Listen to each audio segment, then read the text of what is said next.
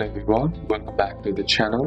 Hope you are doing well and fine, and in today's video I'll be showing you how to use Meta Ad Manager. So without wasting any time, let's just jump right on the video and make sure to watch this video till the end and follow the steps as well. Using Meta Ads Manager allows you to create, manage and optimize ads on Facebook, Instagram, Messenger and Audience Network. To do it, first head over and open up your browser. Then on the search bar simply type in Meta Ads Manager. Then once the search result loads, simply tap on the first link that is shown to you. Then once you're inside the Meta Business Suite home screen, what you need to do is log in with your ad account. Then once you're logged in, simply tap on the Go to Ads Manager option. Then once you're inside here, what you need to do is click the green Create button. Then choose your campaign objectives such as awareness, consideration and conversations. Then next, set up your campaign by naming your campaign and running on and off testing your campaign budget optimization. Then select Next. Then set